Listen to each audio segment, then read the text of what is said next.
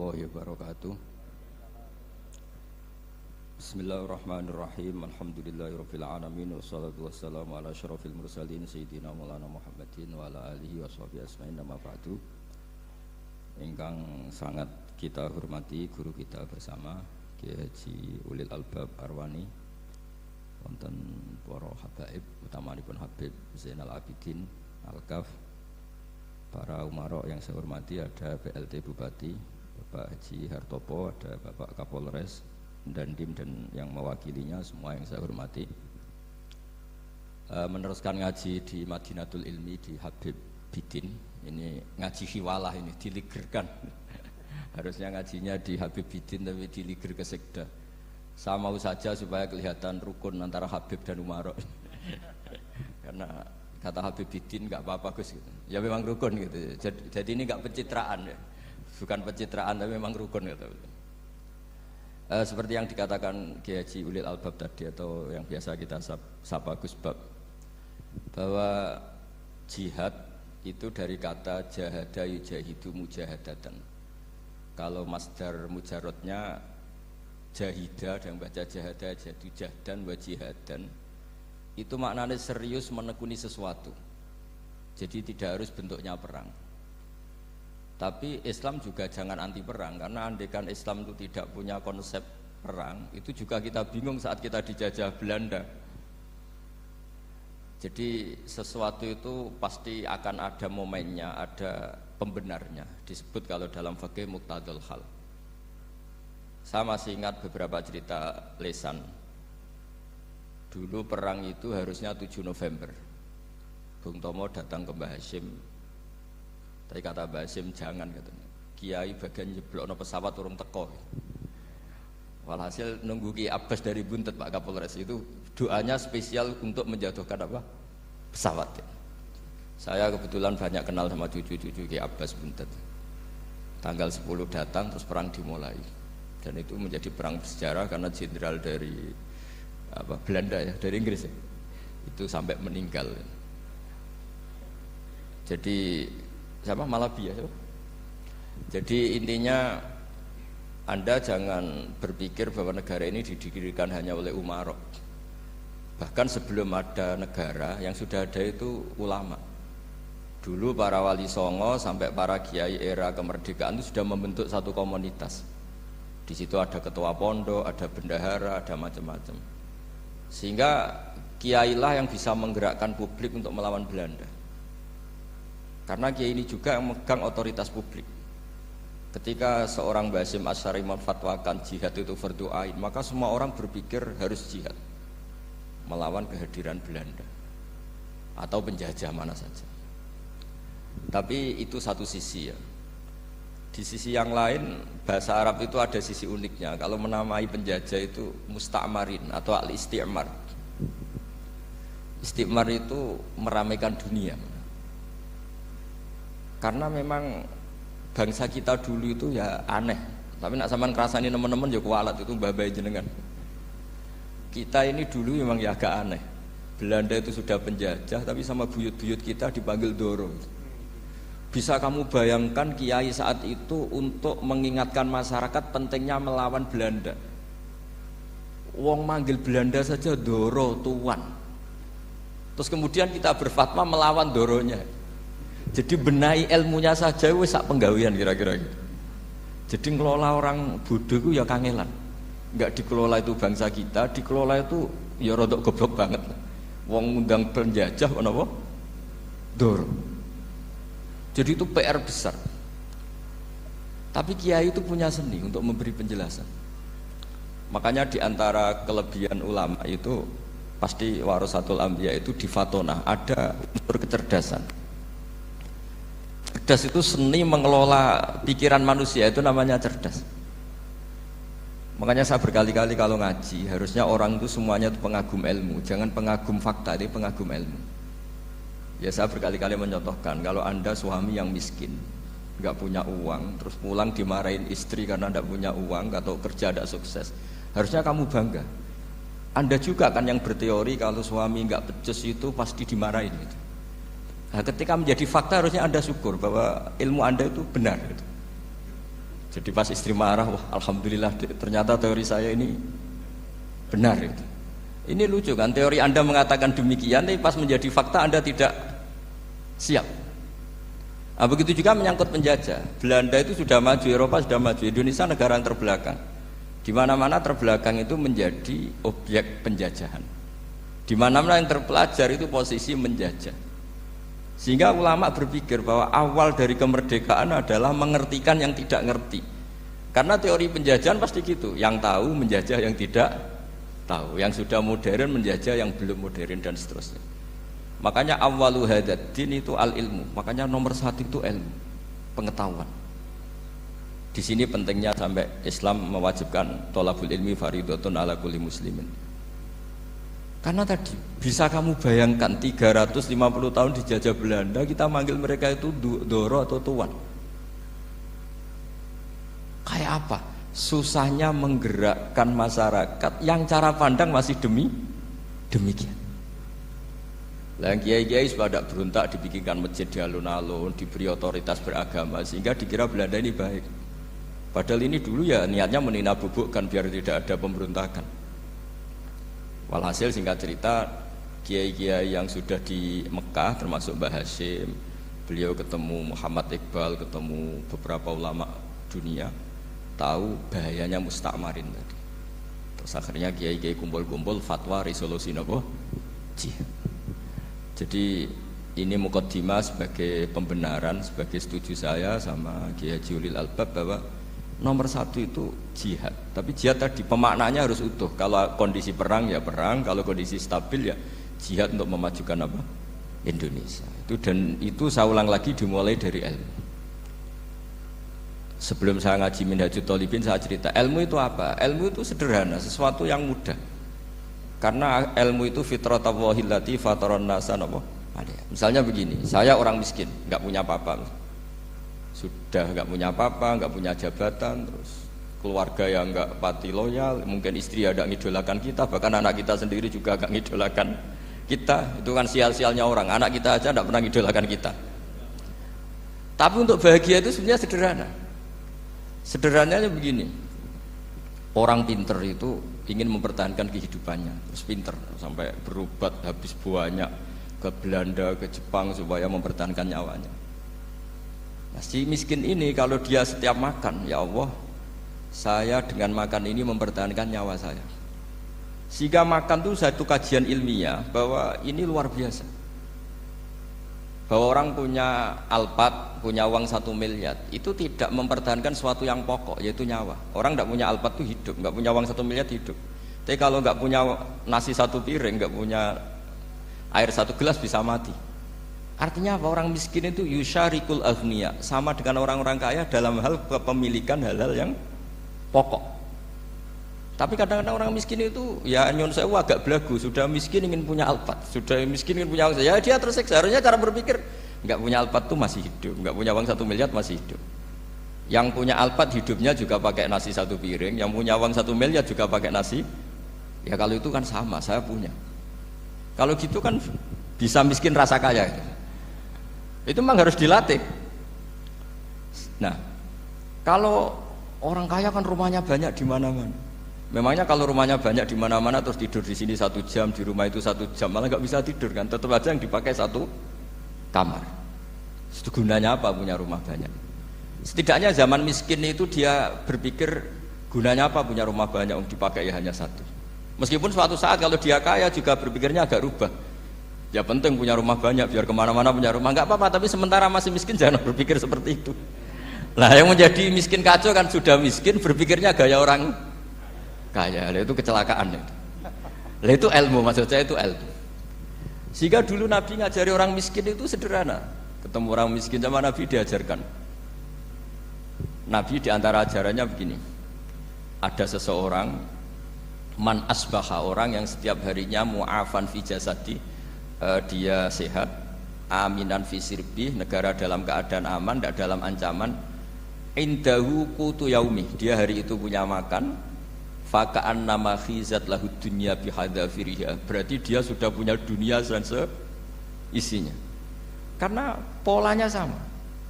Buat Presiden Amerika itu yang untuk mempertahankan nyawanya ya makan pokok dan minuman pokok, bukan jabatannya sebagai presiden atau punya uang triliunan. Orang paling kaya di Indonesia juga gitu, untuk mempertahankan hidupnya juga dengan makanan pokok. Dan itu orang miskin punya. Nah, kehidupan paling top itu apa? Ya kehidupan yang mempertahankan nyawa itu yang paling top, lainnya itu enggak. Karena mempertahankan nyawa ini super penting dan orang miskin bisa. Nah, saya berharap ilmu seperti inilah menjadikan dulu itu kuat ketika melawan Belanda. Kenapa kuat? Karena mereka gampang syukur. Barokahnya gampang syukur itu selesai dengan dirinya sendiri. Kalau bahasa intelektualnya itu, orang kalau sudah selesai dengan dirinya sendiri bisa berpikir memanfaati pada orang lain. Nah, dulu orang-orang miskin ketika era sahabat, termasuk era para ulama yang mendidik para umatnya, itu selesai dengan dirinya sendiri. Nah sekarang banyak orang miskin juga termasuk orang kaya, bahkan belum selesai dengan dirinya. Wah itu angel, ngajak jihad angel, karena dengan dirinya saja belum selesai. Maka masyhur itu kan ketika perang Tabuk, ada orang datang, kira-kira kalau Indonesia pakai beras 4 kilo, ya Rasulullah yang 2 kilo tak kasihkan keluarga kami supaya bisa makan, yang 2 kilo tak kasihkan jenengan untuk biaya perang. Perang Tabuk itu perang tersulit, disebut perang Dhatil Usra. Sekarang hitung saja, ini coba dihitung, mungkin yang bagian kasir tahu. Kalau 2 kilo kali 3.000, umat Islam pas itu sekitar hampir 3.000 itu sudah 6.000 kilo. 6.000 kilo itu artinya apa? Orang miskin ketika perang membiayai dirinya sendiri, itu satu. Kedua, dengan mental memberi, orang ini tidak tamak. Barokahnya tidak tamak, tidak nyalahkan yang kaya. Efek dari itu apa ketika perang Tabuk? Sumbangan dari Sayyidina Utsman yang jumlahnya besar sekali, yaitu diantaranya 1.000 dinar. 1 dinar kira-kira 4,25 gram, berarti sekitar 4.000 gram. Itu bisa diberikan alat perang. Sumbangan dari Abu Bakar juga bisa dipakai beli kuda untuk perang. Nah bayangkan kalau kebutuhan orang miskin ini untuk makan itu nggak mau urun. Wah saya miskin, nggak perlu urun, nah saya miskin dipakai alasan terus. Maka jumlah 3.000 ini akan mengurangi anggaran untuk belanja peralatan perang, karena untuk konsumsi orang miskin. Udah gitu kadang mangane tanduk itu kan repot. Wes miskin mangane tanduk, nak antri mo kan ribet. Artinya apa? Perang ini tidak fokus karena ngurusi konsumsi untuk orang-orang miskin. Nah, dulu zaman Nabi orang miskin pun semuanya heroik. Mereka dibantu gak mau, inginnya bantu. Sampai dicibir sama orang munafik.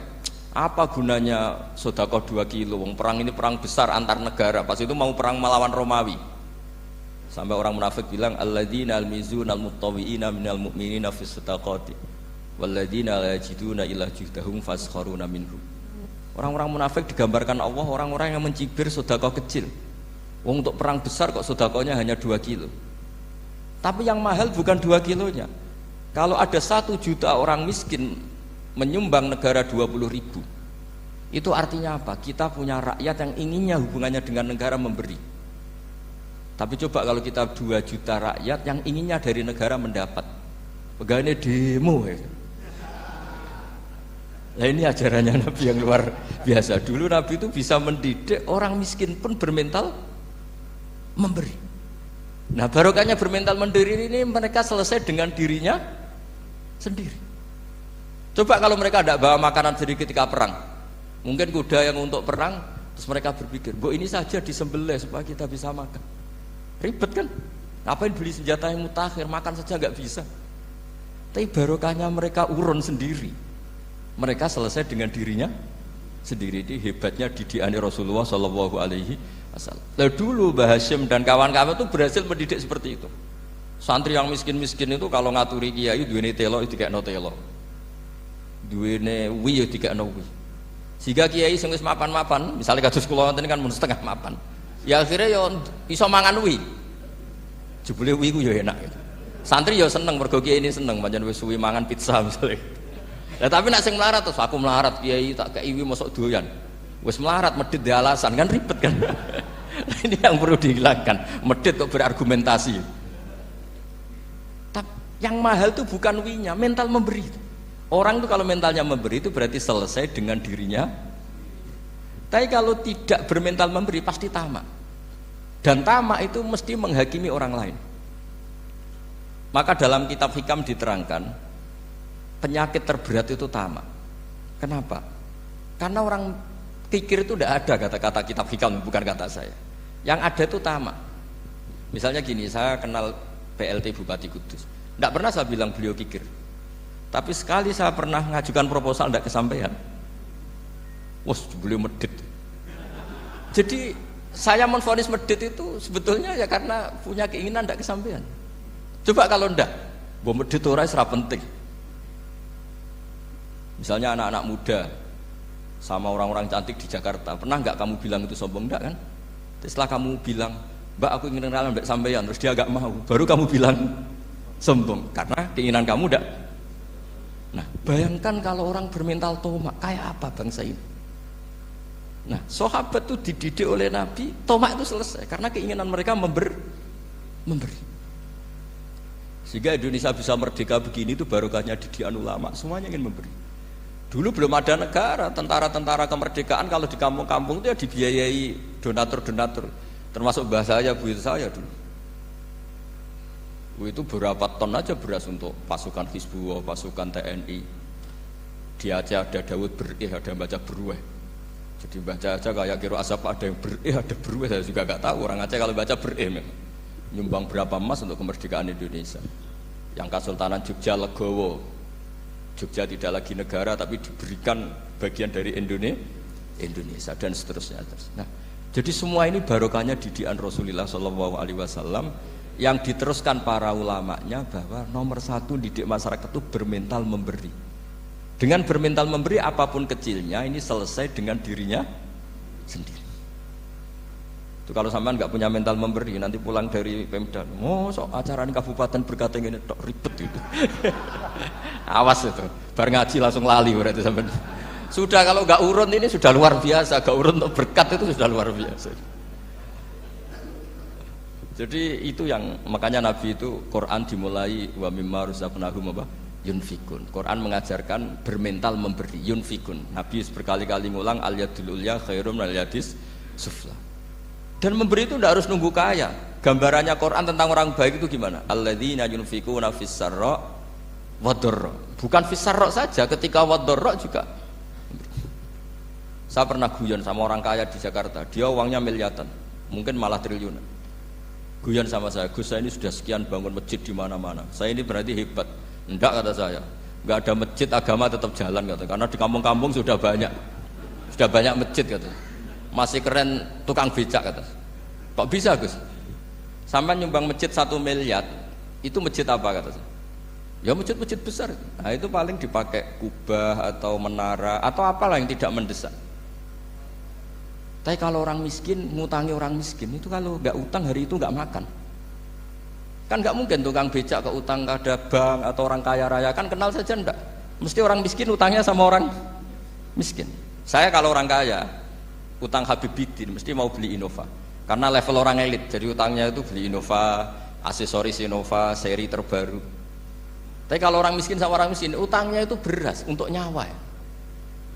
Artinya apa? Kalau saya diutangi Habibidin untuk beli Innova itu ganjarannya itu sekunder. Tapi kalau sesama orang miskin itu ganjarannya primer. Keren mana? Hutang-hutangannya orang miskin sama orang kaya.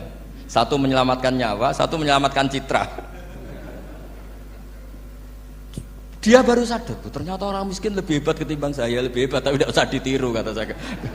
Cuma dia menjadi tidak sombong sekian miliar yang disumbangkan ke masjid karena dia menjadi tahu ternyata itu tidak bangga. Nah kecuali masjid-masjid yang kamu nyumbang memang masjid perintis di daerah-daerah yang belum ada masjid. Kalau masjid-masjid besar itu kan kadang kebutuhannya sudah selera, bukan pokok. Nah saya ini cerita ya, jadi supaya orang tahu lah. Zaman Nabi itu orang sudah selesai semua dengan dirinya sendiri. Jadi maksud saya Islam nggak apa-apa tanpa masjid itu masjid yang sudah sifatnya selera. Indonesia kan masjid sudah sifatnya selera semua.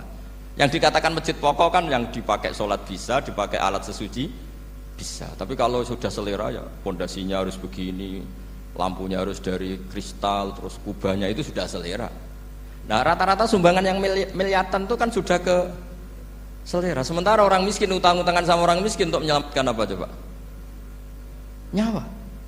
Artinya para orang miskin jangan kecil hati, wah saya sedekah hanya 2 kilo, tapi 2 kilo nyawa. Dan itu pahalanya luar.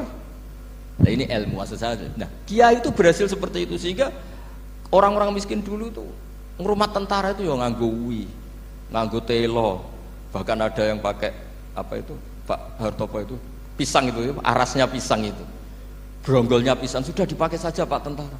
Tentara di mana-mana bisa makan. Coba kalau yang ngamal yang kaya tok itu tidak cukup. Tapi barokahnya yang miskin juga ikut ngamal itu cukup karena yang miskin itu mayoritas. Jadi didukung kaum miskin itu pasti menang lah kan kira-kira gitu. Karena di mana-mana orang miskin itu banyak. Menemukan orang kaya itu nyari data. Kalau menemukan orang miskin seketemunya pasti ketemu. Dan orang miskin ini dididik ulama untuk berkontribusi. Sehingga banyak tentara yang ketika dicari Belanda pura-pura jadi petani. Ini juga yang menyelamatkan orang miskin. Nah, ulama dulu itu orang paling sukses mensuasanakan seperti itu. Nah, itu yang diceritakan di perang Tabuk, mimpa di maka tazihu qulubu fariqim minhum. Jadi perang Tabuk itu perang di antara yang paling diceritakan Allah berkali-kali apa? Ya Rasulullah tadi malam saya buruh dan ini dapat 2 sok ya kira-kira berapa kilo lah. Yang separuh untuk keluarga kami, yang separuh saya sumbangkan ke jenengan. Lu coba perang antar negara hanya menyumbang 2 kilo beras, bayangkan. Tapi nilainya bukan 2 kilo. Kalau 2 juta rakyat Indonesia nyumbang 2 beras, artinya hubungannya dengan negara hubungan ingin memberi. Dan barokahnya hubungan ingin memberi, ora pati kecangkeman tomak, ora pati kakean menuntut. Ini yang mahal itu yang nggak ternilai itu. Dan itu menjadi kekuatan yang luar biasa sehingga umat Islam bisa mengalahkan pasukan Romawi. Nah Indonesia dulu kira-kira seperti itu prakemerdekaan. Ya itu saja sebagai mukaddimah Hairi Santris. Terusnya ngaos Minhajul Thalibin. Ini sudah sampai bab salam. Kemarin bab sujud, sekarang bab salam. Bismillahirrahmanirrahim. Watsani asyara assalam. Ya kita tahu secara i'rab kalau sani pakai i'rab isim mangkus, tapi untuk asyara tetap mabni nasab. Mabni fathah maksudnya. Jadi semua ulama ngendikan adat mulai ahada asyara sampai tis'ata asyara tetap berstatus mabni apa? Fathah. Sehingga di Quran inni ra'aitu ahada asyara kaukaba. Terus di surat Mudassir alaiha tis'ata asyar. Padahal itu jadi mubtada muakhir. Berarti alaiha itu tetap yang ngatasin neraka tis'ata asyara utawi 19. Tetap bacanya bukan tis'atu asyarin tapi tis'ata asyara. Jadi kita tahu secara hukum nahwu adat mulai ahada asyara sampai tis'ata asyara itu mabni apa? Fathah. Cuma khusus sani asyar yang saninya ini berstatus mangkus karena ada yaknya itu. Watsani asyar assalam wa aqalluhu assalamu alaikum wal asoh jawazu salamun alaikum. Qultu al asoh al mansus la yujzi'uhu. Jadi ulama itu ya lucu. Yang satu bilang al-asoh boleh salamun alaikum tanpa al. Tapi kata Imam Nawawi al-asoh harus assalamu alaikum. Sama-sama diklaim sebagai kaul paling apa? Asoh. Karena seperti kita tahu dalam bab fikih perkhilafan ulama itu rahmat. Ya saya ulang lagi, perkhilafan ulama itu rahmat. Contohnya ya ini saya ulang lagi ya. Nomor 11 itu. Wasani asyar iku assalamu. Ya terus di sini disebut wa aqalluhu iku assalamu alaikum pakai al assalamu alaikum. Wal asohu te kaul sing asoh iku jawazu salamun alaikum olahe nglafatno mu salamun alaikum. Terus kultu dawe Imam Nawawi al asoh al mansus la yujzi'uhu wallahu a'lam. Jadi menurut Imam Rafi'i boleh salamun alaikum tidak pakai apa? Al. Itu juga diklaim sebagai al-asoh. Tapi menurut Imam Nawawi yang al-asoh harus assalamu alaikum, tidak boleh salamun alaikum. Terus wallahu a'lam wa annahu la tajibun niyatul khuruji. Jadi ketika Anda salam tidak harus niat keluar dari apa? Salat. Dengan kamu salam berarti otomatis keluar dari apa? Sholat. Nah ini menjadi problem menurut pemikiran banyak ulama karena ketika masuk sholat harus niat masuk sholat. Karena ketika kita takbir kan bisa takbir demo, ya kan? Kan macam-macam kan. Makanya untuk membedakan itu kan niat. Memang ini kata ulama bukan kata saya. Sekedar melafadzkan takbir ini kan demo ya takbir. Kamu kagum sesuatu juga takbir. Orang Indonesia itu kadang orang nggak sholat pun bilang subhanallah, memang sudah jadi bahasa nasional. Kalau kaget tuh bilang subhanallah. Saya punya kenalan Cina itu kalau punya uang ya mohon alhamdulillah. Tak tanya kok bilang alhamdulillah. Orang-orang Islam tuh kalau seneng bilang alhamdulillah. Yang ribet itu kubu sebelah. Kalau orang NU mau layasol itu malah tanya, Gus itu doa orang makan gitu. Kok bisa? Biasanya orang NU kalau makanan sudah keluar mau layasol, ribet kan? Aduh repot itu. Jadi kadang-kadang wiridan itu sudah jadi bahasa nasional. Jadi Cina orang nggak sholat tuh kalau punya uang ya bilang alhamdulillah. Kadang orang yang nggak sholat tuh tanya, datang ke saya insya Allah. Ya ribet. Makanya ulama itu berdebat. Lafaz-lafaz seperti ini itu apakah wiridan apa adat? Nah, untuk membedakan adat dan yang lain maka dibutuhkan niat. Makanya Allahu Akbar harus niat untuk masuk sholat. Nah, normalnya salam juga harus niat keluar sholat, biar karena masuknya niat ya keluarnya harus niat. Itu menurut sebagian ulama. Tapi sebagian yang lain enggak lah, kalau selesai tidak perlu niat. Tapi tadi sebetulnya ada problem. Jangan-jangan salam ini salam adat. Kebetulan ada temannya masuk terus bilang assalamualaikum, nanti temannya jawab waalaikumsalam. Itu ada kisah nyata. Ini memang naif betul ini. Ada orang alim sholat. Nah, ketika ada yang mau lewat itu kan dihadangi begini ya. Jadi dihadang gini ya, itu bebidin. Yang lewat tuh karena saking nggak pernah yang ngaji malah tidak salaman. Kagetnya kan main itu. Ada orang sholat, ada orang mau lewat. Kan kesunatannya dihadang begini. Sisi ini santai saja malah ngajak salaman. Wes ribet, ngadepi orang tidak tahu itu ribet. Ya tambah bingung kan, diliwati saja bingung, apalagi sekarang diajak salaman. Kan memang nggak sambung, kulturnya itu nggak sambung. Ya itu kalau bilang assalamualaikum terus pikir kamu waalaikumsalam. Ya ribet, memang ngadepi orang tidak tahu itu ya ribet. Makanya ya agama ini, ngelola agama ini memang. Nah barokahnya ngaji fikih itu beginilah, saya sering cerita. Misalnya kita hafal fikih, takbir itu wajib, rukun. Tapi bentuk ngangkat tangan itu sunnah. Itu barokahnya Masya Allah. Andai kan kita menentukan kaifiyahnya, mungkin kita sok suci. Itu pernah ada peneliti cerita ke saya, Gus saya ini orang NU itu pusing. Kenapa? Takbirnya beda-beda. Ada yang terlalu semangat, Allahu Akbar. Apalagi yang was-was, wah itu semangatnya Masya Allah. Malah ada yang tanya, itu takbir berkali-kali itu madzhab apa? Jadi orang was-was cobalah bertobatlah, itu jangan sampai jadi madzhab baru. Kalau yang was-was orang bodoh gak masalah. Coba kalau dia orang alim alama, nanti muridnya juga niru. Oh ternyata takbir yang saya itu 3 kali itu. Oh ternyata takbir yang saya itu 7 kali. Itu kalau dia jadi imam. Kalau dia jadi makmum nyampai ini pinggirnya, sampai pinggirnya takut kan bulan baleni. Ada yang kayak orang nggak punya uang, Allahu Akbar tangannya diangkat separuh saja enggak. Itu kan, tapi itu enggak ngefek di Indonesia karena dari awal kiai-kiainya ngajarin ngangkat tangan itu nah caranya juga agak ditentukan, terserah kamu. Begitu juga posisikan tangan itu juga sunat. Sehingga kalau sampai ke Turki atau kemana-mana itu ada yang kayak orang baris, ya kan? Habis takbir ya sudah. Ada yang sendakap, sendakapnya beda-beda. Ada yang nutupi iga yang hilang katanya, sampai begini. Ada yang santai begini. Oh pokoknya nggak jelas. Sehingga itu kalau di militer ini ada Pak Dandim itu juga bingung ini, nggak protap ini kan. Tapi kalau di fikih itu memang kalau sekali nggak diwajibkan terserah masing-masing. Ada yang kayak orang baris, ada yang sendakep begini, katanya apa? Nutupi iganya yang hilang. Wadah yang sambil rasa-rasa, macam-macam. Tapi barokahnya ilmu fikih itu diputuskan memang dari awal tidak wajib. Yang wajib itu takbirnya. Maka duduk juga begitu, meskipun kita sepakat duduk tahiyat ula namanya iftiros, duduk tahiyat akhir namanya tawarruk, itu harus kita vonis, kita hukumi sunnah. Cara seperti itu sunnah. Wa ayyu qu'udin qa'ada sohat sholatu, seperti kemarin di Minhajul Thalibin, dengan duduk gaya apa saja sholatnya tetap sah. Sehingga kalau kita di Arab misalnya pas haji, orang Arab itu memang ya agak kacau. Orang Indonesia itu kalau sholat duduk itu kan memang benar-benar sakit sudah agak mau mati itu benar-benar sholat baru duduk. Orang Arab itu enggak, sholat duduk pakai kursi, soft itu enggak ada orangnya, ada kosong, itu jalan kaki kursinya di bawah. Wong bawa kursi kuat kok sholat duduk.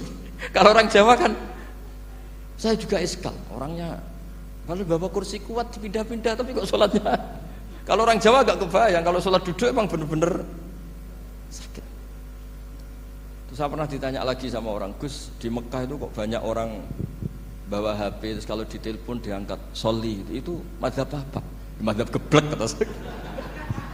Tapi ini kan orang Arab, kan seakan-akan terus mewakili internasional kan, karena pusat banyak tuh.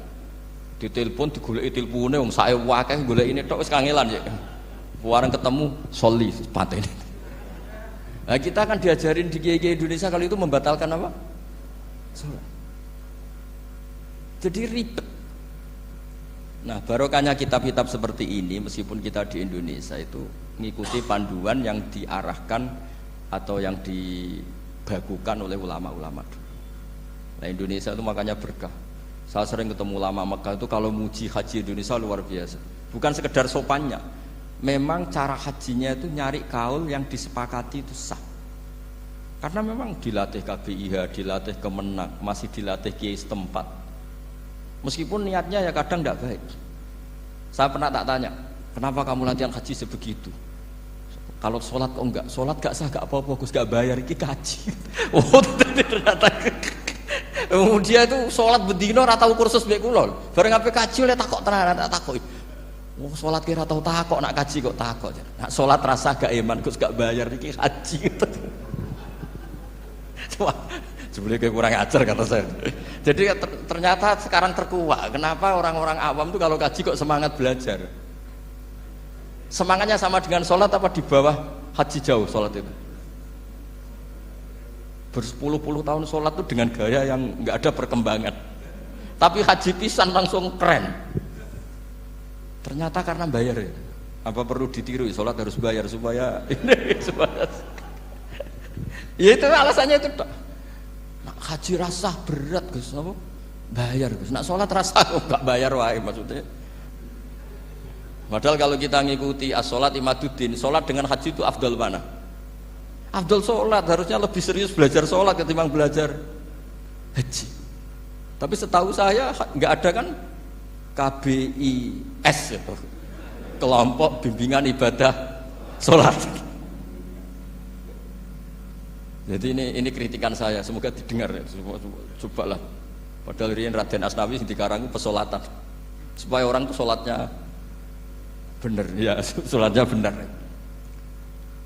Ya jadi ngaji fikih seperti ini setidaknya Anda menjadi tidak mudah mengadili orang lain, bahwa sholat itu yang takbir tok yang wajib. Misalnya baca ya Fatihah tok, sehingga kalau ada imam lupa baca surat ya gak apa-apa, memang dari tidak wajib. Jadi pemilahan wajib dan tidak ini penting supaya tidak menghakimi pada yang lain. Jangan sampai perilaku kesolehan itu menjadi bentuk yang mengadili, nggak boleh. Itu Pak Kapolres. Kalau di ilmu fikih itu ada ulama penjaga ilmu itu ekstrim-ekstrim. Dulu ada sahabatnya Nabi namanya Jabir bin Abdillah. Ini ada di kitab Bukhari, di kitab sholat. Ya maksudnya al ilmu tentang sholat. Itu semua yang di masjid itu sudah pakai jubah, pakai gamis. Kalau orang Indonesia mungkin ya pakai hem, pakai baju batik, pakai. Itu dia datang malah gamisnya dicopot, gamisnya dicopot, imamannya dicopot, terus tinggal pakai satu sarung, terus dicancang di sini akidan benatorofaihi ala atik, dicancang begini, kayak cerita-cerita di perang pahlawan itu, hanya dengan pakai sarung satu dikalungkan gitu. Terus ada orang-orang tabiin bilang gini, ungzuru ila ashabi Rasulillah, ini sahabatnya Nabi kok sholat dengan cara seperti itu, nggak islami banget ya, nggak keren banget lah. Terus kata Jabir bin Abdillah, saya sengaja melakukan ini supaya kamu tahu bahwa batas aurat yang dimaksud Nabi seperti ini. Shalla Rasulullah sallallahu alaihi wasallam fi izarin wahid akidan baina tarafaihi ala atiki. Saya pernah melihat Nabi sholat seperti saya ini. Tapi barokahnya itu akhirnya diketahui kalau batas auratul rajul hanya mabena surah war rukbah. Andai kan tidak ada perilaku Jabir seperti ini, orang akan ngira bahwa syaratnya sholat itu harus pakai jubah, syaratnya sholat harus pakai hem. Akhirnya orang-orang yang kebetulan tidak pakai jubah, tidak pakai hem bingung. Misalnya dia katoan seperapat, pakai kaos, neng tengah hutan, rasa sholat, aku ranggo jubah, ribet kan? Artinya apa? Ilmu ini harus dijaga konstitusinya, barokahnya perilaku Jabir ini, orang tahu batas aurat. Jadi yang lainnya itu mukamilah atau kesunatan. Nabi juga seperti itu. Semua sahabat itu tawaf itu musyatan, berjalan. Tapi Nabi sebagai tokoh dan pas itu sehat. Saya ulang lagi, pas itu sehat. Ini hampir semua ulama bilang pas itu Nabi sehat. Nabi malah naik unta. Itu kata Imam Nawawi dalam kitab Masmu, Nabi naik unta itu lebih afdol ketimbang yang jalan. Padahal trennya ibadah kan al-ajur bi qadrit ta'ab. Karena apa kata Imam Nawawi? Itu menjadi konstitusi ilmu bahwa syarat sahnya tawaf tidak harus jalan. Andai kan Nabi saat itu kok ikut jalan, maka dikira di antara syarat sahnya tawaf harus jalan. Maka kita kebingungan ketika pakai kursi roda karena tidak punya rujukan hukum. Tapi barokahnya Nabi pakai berkendara, orang menjadi tahu oh nah itu berjalan itu tidak menjadi syarat sah, berkendara juga boleh. Ya ada juga sahabat yang sengaja omong-omongan, maksudnya tawaf kan kudune meneng wiridan, tapi ada aja omongan untuk menunjukkan kalau ngomong itu tidak membatalkan tawaf. Sampai seperti itu ulama menjaga konstitusi ilmu. Makanya nyuwun sewu kayak kita ini yang anaknya tokoh, apalagi ini di sini ada Gus Albab, termasuk ada saya, yang anak-anaknya tokoh itu memang sudah harus mulai biasa lah. Karena dulu kalau soleh kebanget, itu yang ngel-ngel orang. Abu Bakar, saya tak cerita Abu Bakar itu soleh banget. Saking solehnya itu, ini nggak akan ada yang niru, saya yakin. Beliau itu hari pertama diangkat khalifah, hari berikutnya masih dagang di pasar. Singkat cerita ditegur supaya tidak usah dagang, dicukupi negara. Beliau setuju, dapat gaji. Setelah mau meninggal, semua gajinya itu disuruh ganti uang pribadi karena beliau merasa tidak nyaman. Wah mengkhidmati negara kok minta uang, ganti soal uang pribadi, diganti. Nah, itu ya tentu tidak wajib, pejabat juga agak minat niru. Nah tapi lucunya apa? Sayyidina Umar ketika Abu Bakar sudah meninggal itu kritiknya lucu. Kamu itu solehnya berlebihan. At-ab taman ba'dak. Sing repot sing genti. Nak soleh kok aja nemen-nemen. Mesti nak soleh ya dikira-kira lah, aja nemen-nemen. Sakake sing ngenteni repot. Makanya saya sering jagungan sama putra-putrane Mbah Mun itu nak keluarnya gitu. Abai wis alim, ganteng. Pengaruhnya gede, aduh diterima semua pihak, repot sing gede ku. Mulane kula niku husnudzon ana kiai kok pas-pasan iku mesti wis dianggap strategi lah dengan cara seperti itu. Loh iya loh, kalau misalnya kita hanya Kapolres itu anak kita kan bisa Kapolda. Tapi kalau kita sudah Kapolri itu anaknya juga jadi Kapolda, belum kayak bapaknya kan. Jadi Kapolres belum kayak. Jadi kalau bapaknya hanya Kapolres kan anaknya masih gampang lah, nanti Kapolda sudah ngelangkai kan. Jadi kadang-kadang itu artinya ulama dulu itu hebat cara. Makanya kamu jangan kaya-kaya banget, jangan sukses-sukses banget, kasihan anak kamu nanti ini. Kasihan itu. Makanya saya sebenarnya jadi kiai itu yang ingin bener-bener banget, tapi sakit santriku lah kira-kira. Ini bukan justifikasi, tapi ini cerita saja cerita. Jadi di antara makalahnya Sayyidina Umar yang terkenal itu komentar Abu Bakar itu at-ab taman ba'dak. At-ab ngel-ngel no sira man ing wong ba'daka sausi sira. Kowe iku terlalu bener sing repot aku iki penggantimu. Enggak aku maksa soleh tetep ora koyo Abu Bakar. Maksa soleh nek koyo kowe nek soleh ku kira-kira lah aja nemen-nemen gitu. Dadi penggantinya itu. Ini cerita ya, jadi saya mohon. Nah, barokahnya itu juga kesolehan yang massal itu diakui oleh ulama. Termasuk begini misalnya nyuwun sewu, Nabi itu menyebut kesolehan itu ya termasuk wa fi buti ahadikum sedekah. Kowe ngeloni bojomu ya sedekah. Ayati ahaduna syahwatahu wa walahu ajrun. Masa urusan gitu dapat pahala ya Rasulullah? Jawab Nabi enteng. Ali salawatu aha fi haramin akana alaihi wisrun, kalau dia begitu selain istrinya kan dosa. Ya berarti kalau sama istrinya ibadah. Tidur ya ibadah, kumpul istri ibadah, bercengkrama sama keluarga ibadah. Akhirnya ulama bikin satu hukum yang luar biasa. Di antara hukum yang di kitab usul fikih itu begini, mubah itu tidak ada. Itsmamin mubahin illa wa yatahaqqaqu bihi tarku haramim ma. Fa'il zamu minas sukun tarkul qatli wa minas sukut tarkul qadzaf wal ghibah. Sehingga kita ulama misalnya melihat orang kampung sekatokan seperapat ning omah ngomel mbek bojone, mbok ngomel mbek anake, ini luar biasa karena ndak di diskotik, ndak di tempat-tempat yang seperti itu. Ana wong ning omah nglamun rokokan, wis delok tikus liwat Ustaz. Lumayan ra delok gambar porno. Itu ada ulama yang berpikir itu karena ndak ada sesuatu yang mubah kamu lakukan kecuali saat itu Anda meninggalkan keharaman. Makanya kata ulama, mubah itu ndak ada. Karena saat melakukan mubah artinya Anda tarkul haram. Wa tarkul haram wajib, berarti fal mubah wajib. Sehingga ulama misalnya sampean turu mulai barisan nanti subuh, hadza taraka zina wa taraka sariqah wa taraka kadza wa kadza. Semoga malaikat pakai usul fikih itu. Kalau malaikat pakai usul fikih itu kamu tidur habis isya sampai subuh, hadza tarakal ma'asi kasirah. Lah yang ribet kalau malaikatnya bagian khusuk, hadza tarakat tahajud wa tarakal witra wa tarakal itu ribet itu. Nah, kita semoga malaikatnya yang percaya pendapat tadi. Jadi ada dua pandangan, ada ulama mengatakan mubah itu tidak ada karena tidak ada orang yang sedang melakukan mubah kecuali saat itu pasti meninggalkan keharaman. Makanya ini sirinya kenapa dulu kiai-kiai top itu sering jagungan.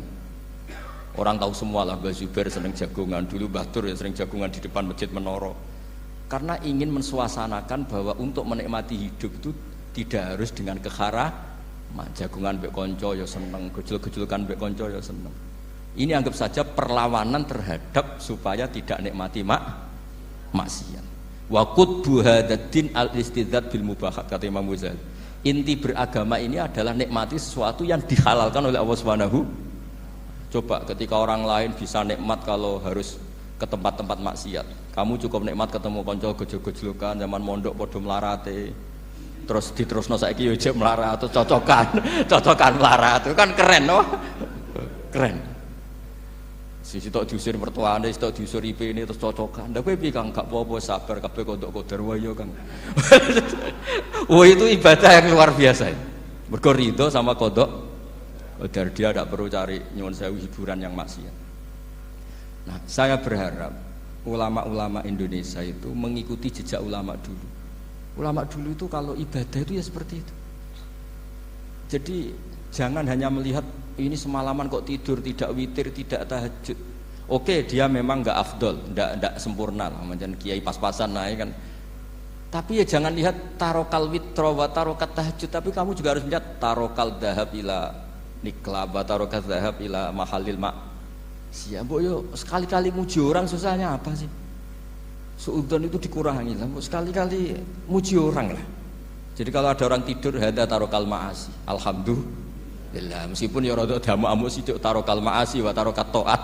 Ya sudahlah enggak apa-apa lah tapi. Lah di sini terus kualitas. Nah, dengan cara itu Anda bisa membaca Quran secara fasih. Wa min ayatihi manamukum billaili wan nahar. Lu kenapa sekedar tidur kok dianggap wa min ayatihi? Di mana-mana ayat itu kan hal-hal yang luar. Ini tentang tidur saja kok dianggap ayat. Itu bisa dimaknai keren kalau Anda pakai kaidah usul fikih, yaitu dengan tidur berarti Anda meninggalkan sekian maksiat. Sehingga disebut wa min ayatihi manamukum billaili wan nahar. Nah, saya berharap konstitusi seperti ini jalan terus. Ya saya baca ya sampai salam selesai. Wa akmaluhu assalamualaikum warahmatullahi marroten yaminan wasimalan. Multafitan fil ula hatta yura khadduhul aiman. Tapi itu hanya akmal ya. Jadi ukuran paling sempurna kalau salam itu melengak ke kanan sampai dengan pengandaian ini bisa dilihat dari belakang. Tapi tetap saja itu ukuran apa? Akmal, tidak menjadi syarat sah.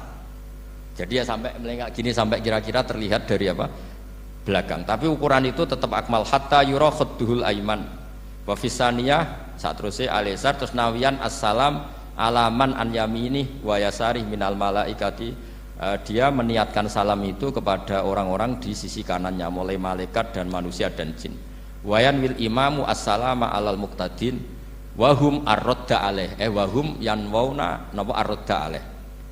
Jadi wahum yanwuna arrodda aleh. Jadi imam niat salam untuk makmum, makmum niat membalas salamnya apa? Imam. Tapi itu saya ulang lagi hanya akmal. Terus asal isya asar tartibul arkan kama dzakarna.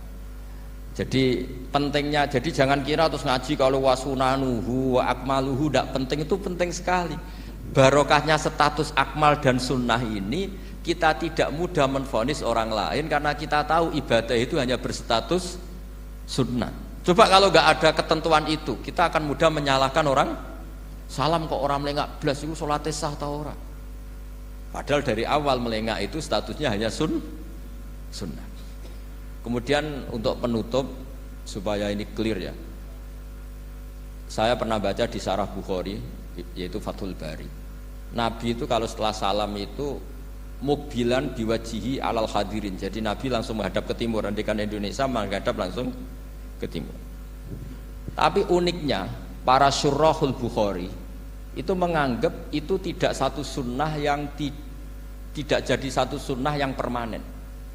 Tapi kata para syurahul hadis, siapapun boleh melakukan gerakan yang bisa memaklumatkan kalau sholat itu selesai. Saya ulang lagi ya, jadi Nabi menghadap ke timur kalau di konteks Indonesia itu sebagai bentuk maklumat, ini loh sholat saya sudah. Karena takutnya apa? Orang yang dari jarak 2 kilo 3 kilo ingin makmum sama Nabi, andai kan Nabi tidak menghadap ke timur, tetap posisi seperti sholat menghadap ke kiblat, maka orang dari luar mengira Nabi fi sholatin, ya Nabi masih dalam. Bahayanya apa? Kalau orang ini langsung takbir usolli fardhu zuhri misalnya makmuman, ternyata Nabi sudah sholat, berarti sholatnya enggak sah. Kenapa? Irtibatus sholat atau robtus sholat biman huwa laisa fi sholatin, dia menggantungkan sholat dengan orang yang sudah tidak, dan itu bahaya sekali. Masa kamu sholat makmum sama orang yang sudah tidak. Nah semenjak itu terus ada aturannya ulama, siapapun yang jadi imam harus memaklumatkan diri dengan cara apa saja supaya menunjukkan kalau sholat itu selesai. Makanya adat kiai-kiai kita tetap menghadap kiblat tapi namanya astagfirullahaladzim, itu sebetulnya memaklumatkan. Lo nak niat banter nyentak pangeran masuk istighfar biantre gak sopan blas astagfirullahaladzim, itu sebetulnya itu memang maklumatkan iki lho jong salatku wis bar. Nak kowe ape makmum masbuk sing ijek salat atau cuma makmum aku gitu. Terus ada yang separuh-separuh ya, tidak madhep wetan, madhep ngulon, madhep ngalor. Itu ya sedengan gitu, maksudnya sedengan. Karena memang kata Syurahul Bukhari butuh itu apa? Imam punya gerakan yang menunjukkan kalau sholatnya itu selesai supaya nggak dikira fi sholatin kemudian ada yang ya clear ini ya. Jadi tidak perlu diperdebatkan kenapa sih ada yang menghadap timur, ada yang menghadap ke utara, ada yang tetap menghadap ke kib. Itu nggak perlu diperdebatkan, itu semuanya ada ilmunya, yaitu filosofinya apa? Ada gerakan yang menunjukkan kalau dia sholatnya selesai supaya tidak ada yang ikut. Sekali ada yang ikut berarti nanti apa? Robtus sholati biman laisa fi sholatin, yaitu menggantungkan sholat dia dengan orang yang hakikatnya sudah ada sholat. Ya nyuwun ngapunten sanget. Assalamualaikum warahmatullahi wabarakatuh.